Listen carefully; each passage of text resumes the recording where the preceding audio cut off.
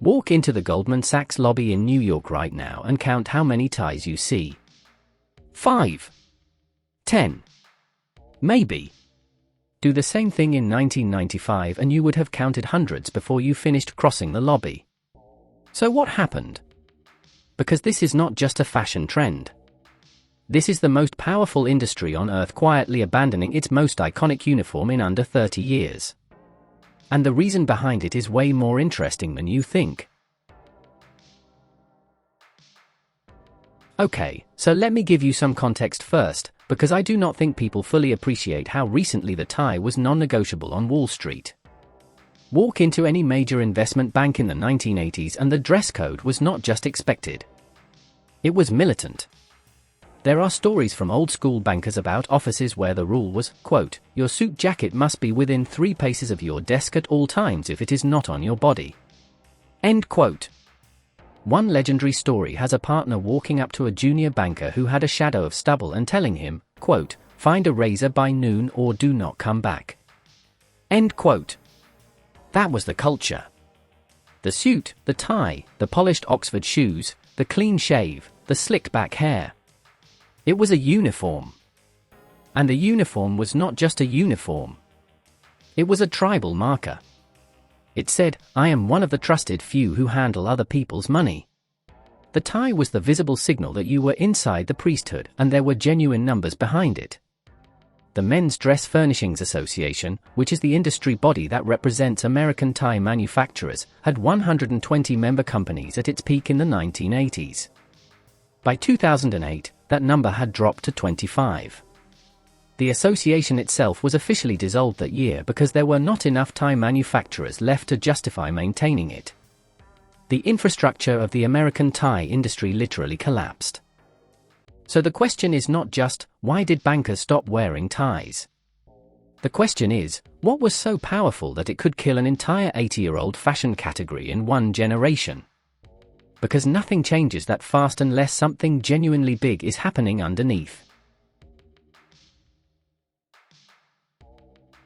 Now here is where the story takes a turn that almost nobody predicted 20 years ago. The reason Wall Street bankers stopped wearing ties has very little to do with Wall Street. It has almost everything to do with Silicon Valley. Think back to the late 1990s and early 2000s. The dot-com boom hit. And suddenly there is a brand new category of extremely wealthy men in California who are dressing nothing like the bankers in New York. They are wearing hoodies. They are wearing jeans. They are wearing trainers to board meetings. Steve Jobs in his black turtleneck. Mark Zuckerberg in his grey t-shirt. Larry Page and Sergey Brin showing up to Sand Hill Road in fleece pullovers. And for a while, the bankers in New York looked at this and laughed. They thought, these are college kids. The suits and ties will return as soon as the money becomes real. But the money became extremely real. And the suits did not return. And by 2012, 2013, the bankers started noticing something terrifying: their best talent was leaving. Junior engineers, quants, computer scientists, the kind of people every major bank needs to compete in modern finance, were defecting to Google, Facebook, Amazon, and 1,000 startups in between. And when those banks asked them why, the answer was almost always the same.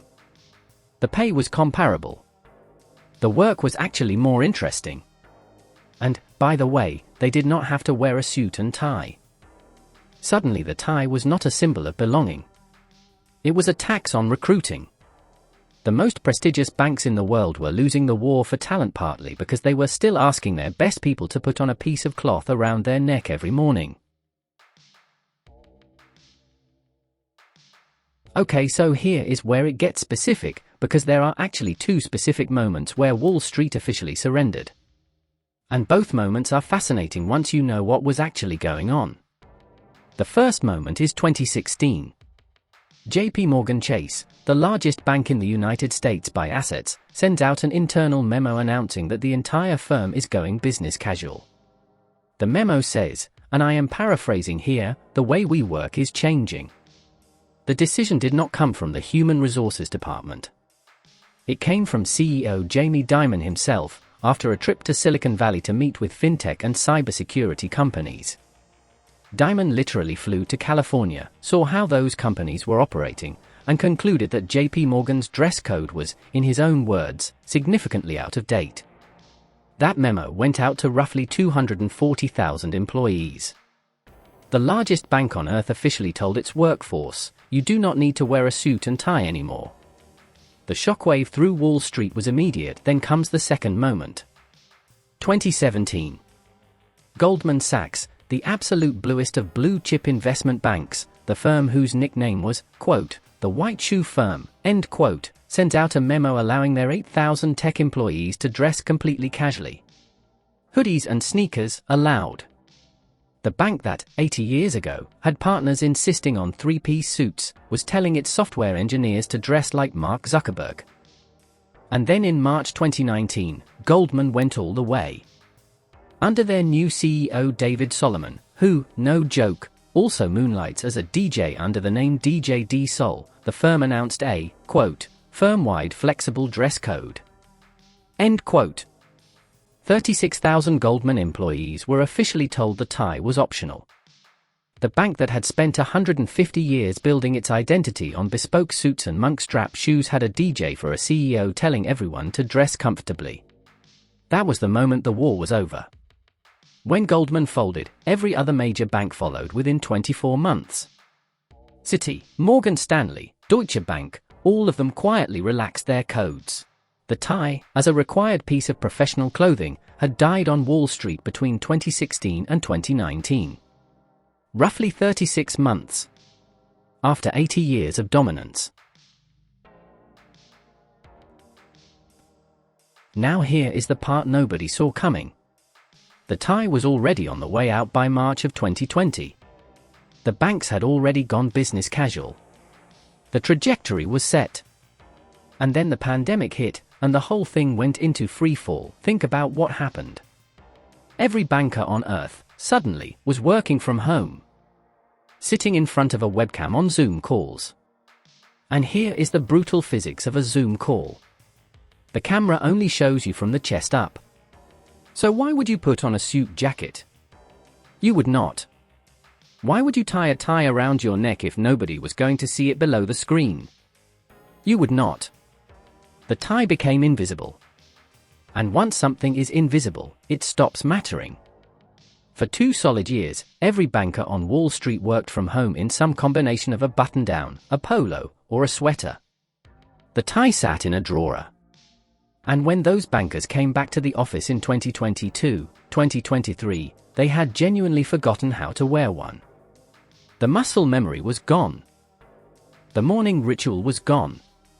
The whole infrastructure of putting on a tie every day had quietly collapsed during the lockdowns, and nobody felt like rebuilding it. Gallup ran a poll in 2023 that found only 6% of American men wear a tie to work every day. 6%. The lowest number in the history of the survey. There is a reason Bloomberg ran a feature in 2024 about the death of the Wall Street shoeshine business. The shoeshine shops outside Goldman and JPMorgan are sitting empty most mornings now, because nobody is wearing leather Oxfords that need polishing.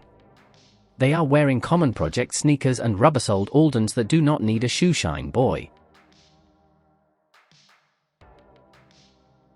Okay, so now I want to get to the part of this story that nobody in the financial press wants to say out loud, because it is genuinely the most interesting part. The tie was never about looking professional. Not really. The tie was always a class marker.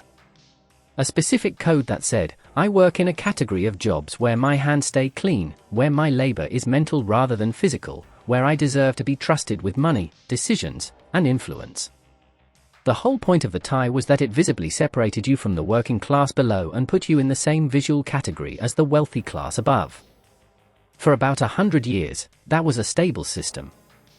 The men with ties handled the money. The men without ties handled the wrenches. The visual code did real social work, but here is what changed. The richest men in the world stopped wearing ties first. Once Steve Jobs, Bill Gates, Larry Ellison, and Jeff Bezos were running multi-billion-dollar companies in jeans and turtlenecks, the entire status meaning of the tie quietly inverted. Wearing a tie no longer meant you were rich. It started to mean you were trying to look rich. Which is, in the deep grammar of how status actually works, almost the opposite signal. Once the rich stopped signaling with the tie, the wannabes kept wearing it. And that meant the tie had been infected. It now read as someone trying too hard to look the part.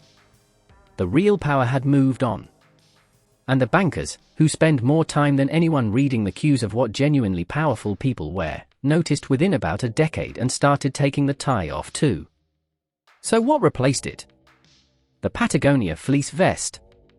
Yes, the Patagonia vest, with its corporate embroidered logo on the chest, became the new tie. Hedge fund managers and private equity guys started wearing them everywhere, layered over a button-down shirt, with chinos and rubber-soled dress shoes. There is now a real, observable phenomenon called the Midtown uniform that is so well documented there is an Instagram account dedicated entirely to photographing men in this exact outfit. The vest replaced the tie as the new tribal marker of finance bro. The signal moved. The garment changed. The system stayed exactly the same. Let me bring this home for you, because I know what you are wondering. If everyone has stopped wearing ties, should you stop too? And the honest answer is, it depends entirely on what you are using the tie for. If you are wearing a tie because it is required, like for a wedding, a funeral, a courtroom, a job interview at a still formal firm, then yes, you absolutely keep wearing it. Those settings have their own dress code logic, and showing up without a tie reads as a lack of respect for the occasion. The tie still does work in formal contexts. It will always do work in formal contexts. But if you are wearing a tie because you think it makes you look more serious, more credible, or more like a winner, here is the thing to understand. The cultural code has flipped. A man in his 30s walking into a meeting in a perfectly tied silk tie now reads, to a lot of people, as a man who has not noticed that the rules have changed. The tie no longer reads automatically as power. It often reads as effort. An effort is, in modern professional dressing, frequently the wrong signal to send. The men I know who actually run things, the founders, the partners, the executives, almost all of them now wear an open collar with a beautiful jacket, a clean shirt, polished but understated shoes, and no tie. The lack of tie is the new tie. The empty collar is the new power signal. Once you see it, you will not be able to unsee it. It is everywhere. So next time you walk past Goldman Sachs on a Tuesday morning, and you see 30 bankers streaming into the lobby with open collars, sweaters under sport coats, and not a single tie in sight, you will know exactly what you are looking at. You are looking at an entire industry that quietly figured out that the tie was never really about professionalism. It was about belonging to a club. And when the club's rules changed, the uniform changed with them. 80 years of tradition, killed by Silicon Valley fleece vests, finished off by a global pandemic, and buried by a DJ running Goldman Sachs. Take off the tie if you want. Keep it on if it feels right. But understand what the signal actually means now. Because the tie did not die. It just got demoted. And the men who are paying attention are dressing accordingly.